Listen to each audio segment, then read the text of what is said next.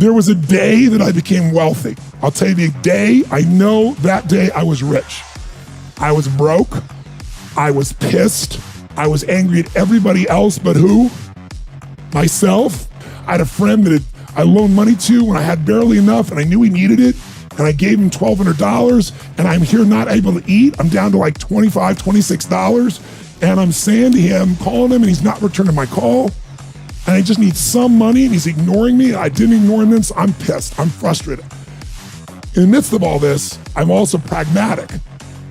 I got 25 and change, call it $26. What the hell am I gonna do? I don't have any plans for economics. I got overhead that's crazy. I'm living in this little tiny apartment, 400 square feet in Venice, California. So I thought, okay, when I was totally broke early on, when I was 17, I used to save my money up and go to the smorgasbord and load up for Christmas, load up for the week. So I didn't drive there because I wasn't gonna spend the gas to get there, plus I needed to walk, so I walked there. And I go in, I'm not dressed really great, but it's Marina Del Rey, it's okay. And I got a place right by the window and I can see these yachts going by and I'm dreaming of what life could be like. And I'm starting to let go of my anger and I'm starting to focus on what I want instead of what I don't want. How many followers say I? And that shifted me just a bit. And now I'm eating, which shifted me a lot. And I got this giant plate stacked up. And I don't know what the amount was. It was like, whatever it was, $6.95, $7.95, right? So I'm gonna do this. I could probably do this 3 or 4 times, right? Somewhere in that range. As I'm finishing my meal, this little boy comes in, dressed in a little suit. I honestly don't know how old he'd be, probably in the 3rd grade, so maybe 8 years old, 9 years old, something like that.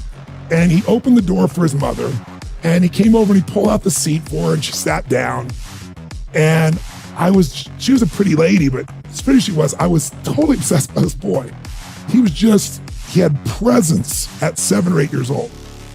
And it moved me. I don't know why, it moved me. And I thought, this kid is like pure. I wanted to always be this way. He's such a good kid, he's a giver. So I got up and I paid for the meal and whatever it was, $6, $7. So now I've got whatever left, $17, $18, $19. And I walk up to this little boy and I said, excuse me. And I said, I just want to acknowledge you for being such an extraordinary gentleman. I said, I saw the way you treated your lady, how you opened the door, how you pulled the chair out. I said, that's class. I said, my name's Tony, what's yours? I don't honestly remember his name, Charlie or something. And he looked up at me and I said, Charlie, I said, that's amazing, taking your date out for a lunch like this. He goes, well, actually, she's my mom.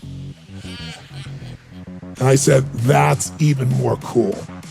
And he said, oh, but I'm not taking her lunch because I think he said he was 8. I said, oh, yes, you are. I had no plan for this. I just reached in my pocket. I took all the money I had left, $17, $18, $19, and I put it on the table. I said, you're taking her to lunch. He looked up at me and he goes, I can't take that. I said, sure you can. He said, why? Because I'm bigger than you are.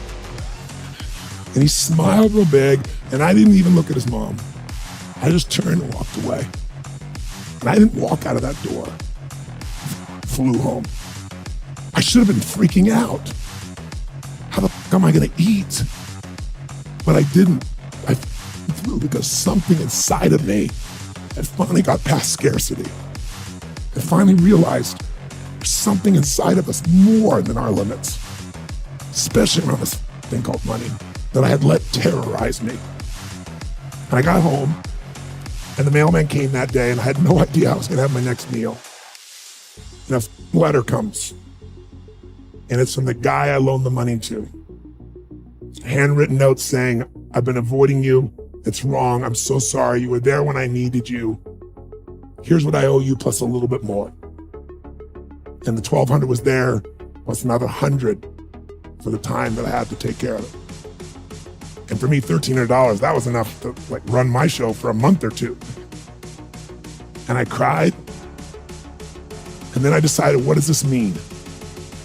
And I thought, this means that whenever you give, it's always gonna come back, so you don't have to ever think about that again. Just give.